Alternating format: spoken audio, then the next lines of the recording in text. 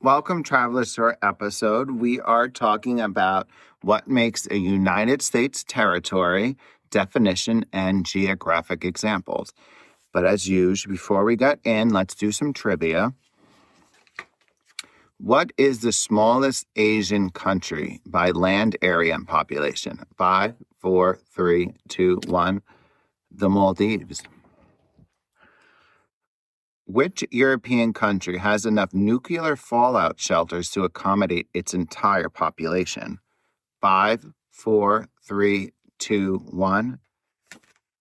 Switzerland. That surprised me, but Switzerland has very large mountain systems, so you really could hide out there. Okay, what is the capital of Uruguay? It's in South America. 5, 4, 3, 2, 1. Montevideo. Okay. Let's get into it. So, interesting that we have territories. And when teaching geography or discussing it, people ask, why is Puerto Rico a territory? Usually that's what we know here, or Guam. And I decided maybe let's have a podcast about them. So the United States is commonly understood as a nation composed of 50 states, but its political geography extends beyond those states. Scattered across the Caribbean and the Pacific Ocean are regions that belong to the United States yet are not states. These areas are known as United States territories. Understanding what a U.S. territory is requires examining constitutional authority, political status, and geography. Always comes back to geography. Territories occupy a unique space within the American system. They are under U.S. sovereignty, but do not enjoy the full rights and representation granted to the states. Constitutional foundations of U.S. territories. So the law of the land is the Constitution. That's what everything's supposed to be based upon. The authority for governing territories come from the Territorial Clause of the U.S. Constitution, Article 4, Section 3. This clause grants Congress the power to make all needful rules and regulations respecting the territory or other property belonging to the United States.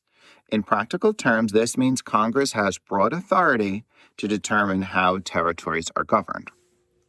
Unlike states, which share sovereignty with the federal government, territories ultimately remain under congressional control. While many territories have local constitutions and elected governments, Congress retains the power to override territorial laws. This constitutional arrangement defines the core difference between a state and a territory. If you hear little noises in the background, this is the first time I've seen Puffin playing with this thing. It looks like a pyramid and has balls around it. Wow. Okay. ADD. All right. So, several features distinguish territories from states. First, residents of territories generally do not have full voting representation in Congress. Most territories elect a non-voting delegate, or in the case of Puerto Rico, a resident commissioner, to the U.S. House of Representatives. These representatives can participate in debates and committees, but cannot vote on final passage of legislation. Territories have no representation in the U.S. Senate. Second, residents of territories cannot vote in presidential elections unless they establish residency in a state or the District of Columbia, Washington, D.C. Despite this limitation, most territorial residents are U.S. citizens and may serve in the U.S. military. Third, the application of constitutional rights in territories is shaped by a series of Supreme Court decisions known as the insular cases, which occurred in the early 1900s. These cases distinguish between incorporated territories, where the full Constitution applied, and unincorporated territories, where only fundamental rights are automatically granted. All current U.S. territories are classified as unincorporated. Categories of territories: Territories can be described as organized or unorganized. An organized territory has an organic act passed by Congress establishing a formal system of local government.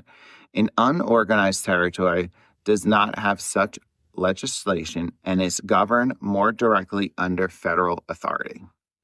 In addition, the most modern territories are unincorporated, meaning they are not considered on a guaranteed path toward statehood. This legal distinction continues to shape political debates over rights and representation. So, Puerto Rico is an example of that, with statehood or not having statehood.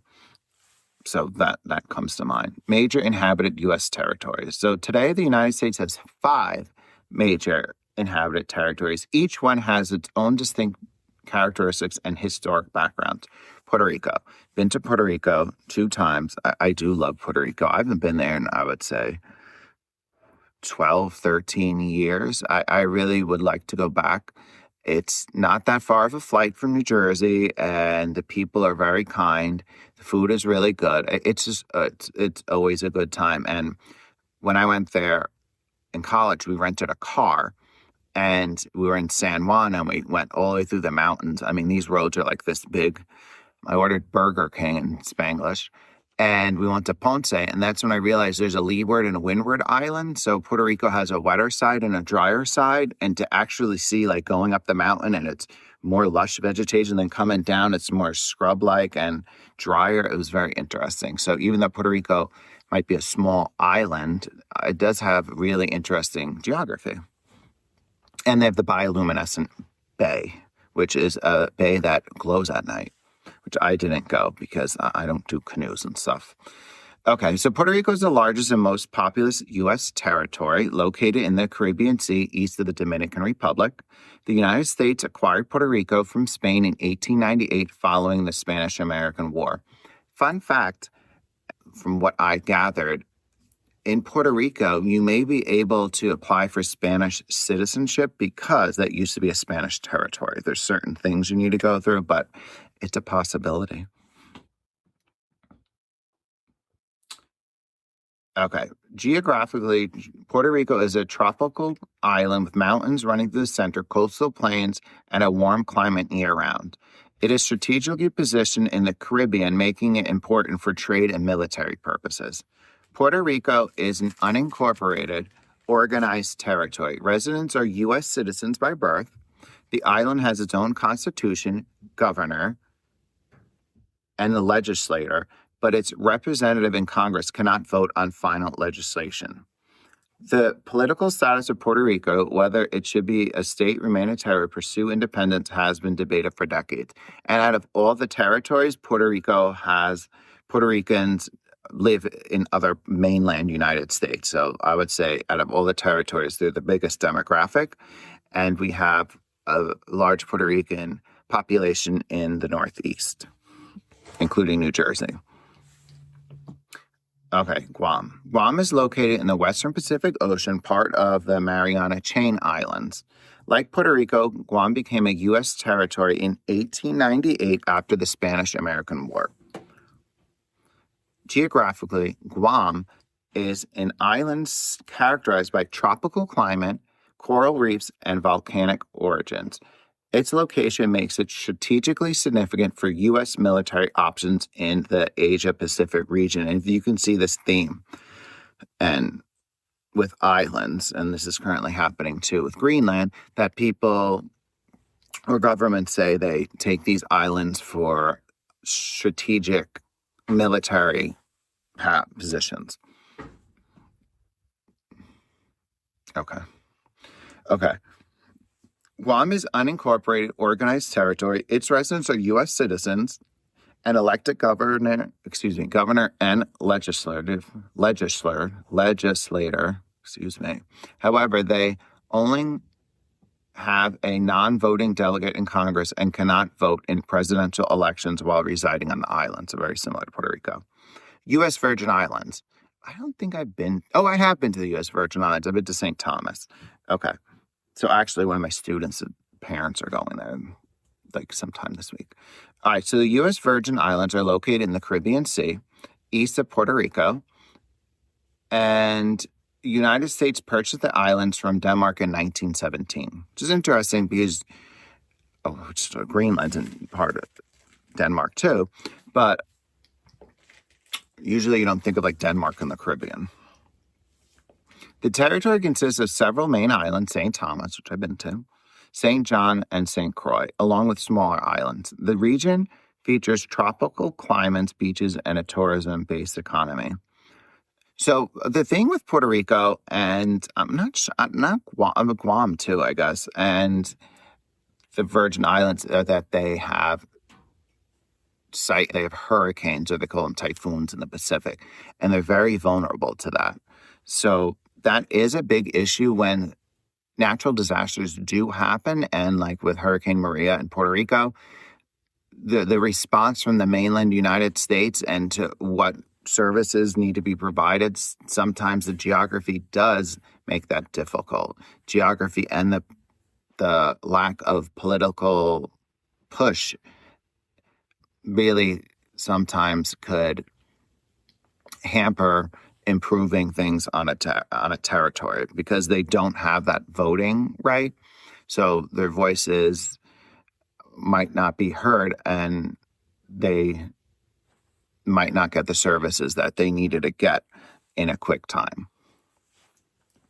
All right, American Samoa lies in the South Pacific Ocean, southeast of Hawaii, which I've been to Hawaii, it's beautiful. Unlike other inhabited territories, American Samoa's residents are U.S. nationals rather than automatic U.S. citizens, although they may apply for citizenship.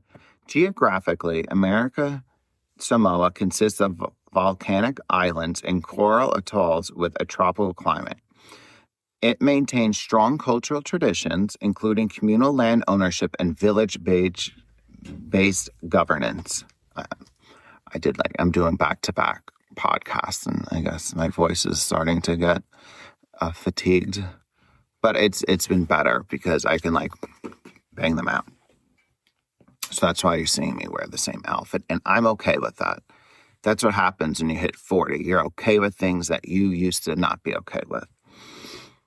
So American Samoan is considered unincorporated and an unorganized territory. It operates under a locally adopted constitution approved by the U.S. Department of the Interior. And I totally forgot. Thank you to Haley, Romy, and Aya for this sweater. I got it for my birthday. So thank you very much. Shout out. And then we have the Northern Mariana Islands. The Commonwealth of the Northern Mariana Islands, CNMI, is located in the Western Pacific north of Guam. The island became a U.S. territory through a negotiated covenant in the 1970s. So geographically, the CNMI includes volcanic and coral reefs with a tropical marine climate. Tourism and U.S. federal support play significant roles in its economy. Residents are U.S. citizens, and the territory has its own constitution and elected government. Like other territories, it sends a non-voting delegate to the House of Representatives. I would say, and this is probably one of the most isolated territories, they're very hard to get to compared to the other ones. Okay, so there are uninhabited U.S. territories, but they're mostly atolls and islands in the Pacific Ocean. And why territories matter? Because they raise important questions about citizenship, democracy, and representation. Millions of people live under U.S. sovereignty without full voting representation in Congress. At the same time, territories can contribute culturally, economically, and militarily to the nation. Okay, well, I hope you enjoyed that. Let's get into our trivia, and this is what we talked about in a couple episodes before. Egypt has its landmass located in Africa and what other continent? 5, 4, 3, 2, 1. Asia. What active volcano is in Sicily? 5, 4, 3, 2, 1. Mount Etna. I'm not even looking at these.